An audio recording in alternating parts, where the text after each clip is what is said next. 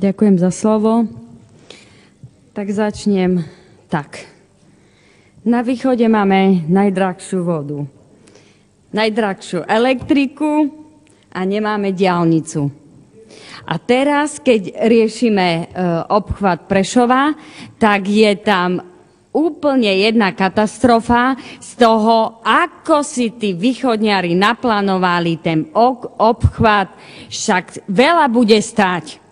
Jednoducho, to už nie je normálne. Ako keby tam nežili ľudia, ale skutočne nejaké zvieratka v lese. Naozaj ten problém s elektrickou energiou a s vodou je na východnom Slovensku. Pán premiér sa vyjadril. Problém s vyššími distribučnými poplatkami sme zaznamenali len v pôsobnosti stredoslovenskej energetiky a nezaznamenali sme ich vo východoslovenskej a západoslovenskej energetike. No, neviem, buď nemal informácie, ale ja chcem povedať, že nám zvýšili elektriku už v roku 2015, jak nám dávali sumy na rok 2016. Bol to spôsob výpočtu a tarifa za prístup do distribučnej sústavy bola schválená URSO, platná pre východné Slovensko.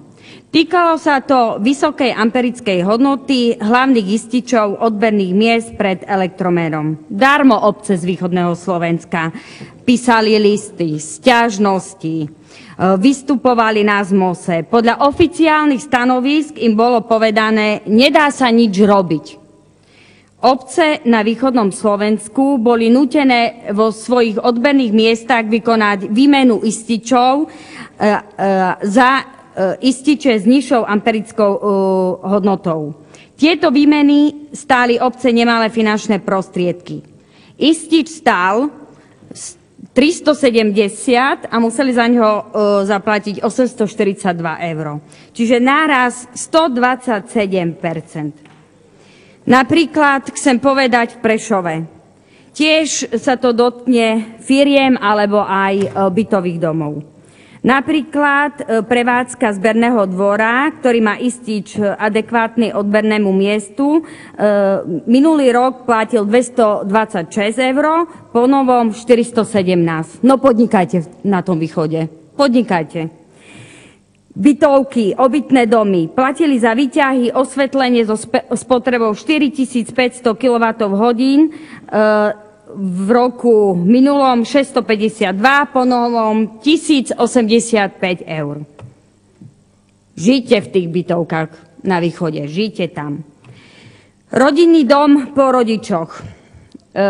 Severovýchod Slovenska sa vyľudňuje. Ostávajú tam starí ľudia, staré domčeky, jednoducho si tí ľudia ich nechávajú buď už len na chaty, a aby mali nejaké akože tú spomienku na to detstvo, alebo odkiaľ pochádzajú a podobne. Stálo ich to tak 20 eur. Po novom im prišli predávky 171 eur. Však na čo? Na čo vidieť svoju históriu, odkiaľ pochádzal môj otec, matka, alebo skáďal pochádzam vôbec ja. Na čo? Pritom chcem povedať, že ľudia sa ozývali a hodnotili jednoducho, ako sa žije a aké problémy majú. Realita na východnom Slovensku. Príklad z Becherova. Príklad istič, za ktorý platili 3x44, jednotková cena presne vypočítané, čiže za 12 mesiacov platili 370 eur na rok, teraz 842 eur na rok. Žite na východe. Žite, neodchádzajte z východu. Potrebujeme aj tam, aby ľudia žili. Chcem povedať, ako sa k tomu postavila naša východoslovenská distribučná. Tá mala za to, že za rovnaký istič, keďže rovnaký istič má rovnaké výkonnostné požiadavky na sústavu, by mali platiť spotrebitelia rovnako. Nie podľa toho, či je elektrina používaná na chate, byte, dome, alebo len tak v záhradnom domčeku. Jednoducho spravodlivo. Problém je v tom, že naozaj bol to pokus v roku 2016 a skúsili to robiť na strednom Slovensku v roku 2017. Tam to už nevyšlo. Tam sú povstalci, ktorí povstali. Východ dá hlavu dole, platí alebo sa vysťahuje. Je to naozaj národ, ktorý vie pracovať, chce tam žiť, ale jednoducho stráca zmysel a mnohí sa ma pýtajú alebo píšu, však čo, polovička je už v tej blave a druhá sa možno chystá.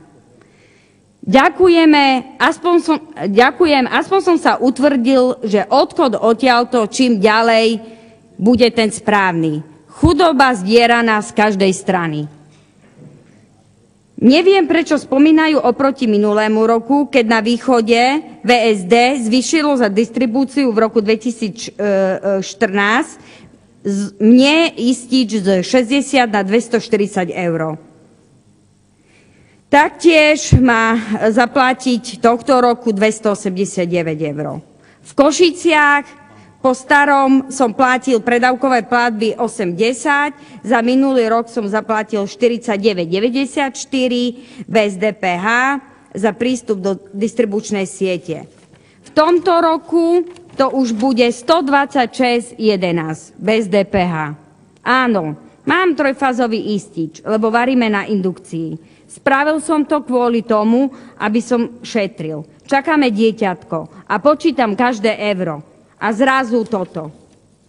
Chcem povedať, že z investičných stimulov v roku 2002 a 2016 dostali okresy s nadpriemernou nezamestnanosťou len štvrtinu finančného objemu a tretinu plánovaných miest oproti okresom s podpriemernou nezamestnanosťou. To znamená, najmenší objem finančných prostriedkov, ktorý išiel do stimulov, bol v Prešovskom kraji. Tam, kde už aj v roku 2016 platili zvýšené platby. Chcem povedať, že dlhodobá nezamestnanosť, ktorú sa ťažko rieši a verím, že sa ťažko rieši, ale tá je hlavne problémom práve východného Slovenska a Prešovského kraja. Máme tam až 56,6% celkového počtu nezamestnaných, práve dlhodobo nezamestnaných. V Košickom kraji ich je 57,8% z podielu nezamestnaných. Za rok 2015 odišlo za prácou do zahraničia najviac ľudí z Prešovského kraja. Teda Snina, Medzilaborce, Humenné, 40 700 ľudí. Naozaj je to tak? V distribučnej sadzbe D2 je výsledná priemerná cena za distribúciu na východe 67 eur, na strednom Slovensku 53 a na západnom 51. Výrazné rozdiely sú aj vo vysokom napätí, kde je prevažná väčšina firiem pripojená vlastnou trafostanicou.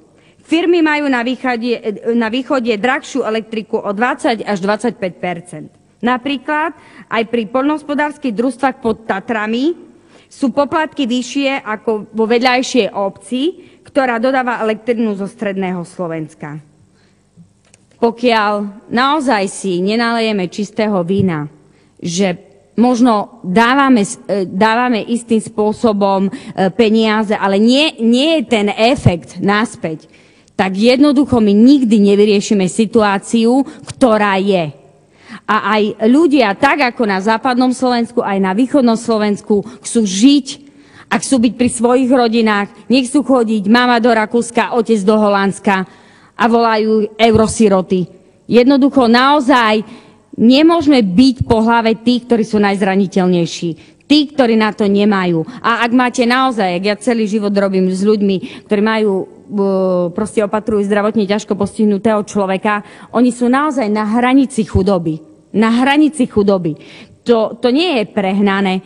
Tí ľudia skutočne počítajú každé euro. A keď sú tomu dieťaťu zaplatiť aj nejakú rehabilitáciu, alebo tomu starému človeku, o ktorého sa doma starajú, naozaj chcú dať, čo je potrebné, tak rátajú každé euro. A všetky tie ističe a to, čo im má navyšovať sumu, znamená ich zúfalstvo, utrpenie a naozaj taká beznádej, že tento štát im pomôže. Preto sme všetci povinní, nielen opozícia, ale možno aj pán premiér, možno naozaj nevedel, ja nesúdim, možno naozaj nevedel o tých veciach, alebo sa obklopil ľuďmi, ktorí mu nechcú povedať pravdu.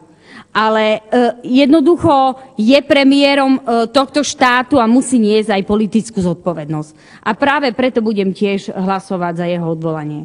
Ďakujem.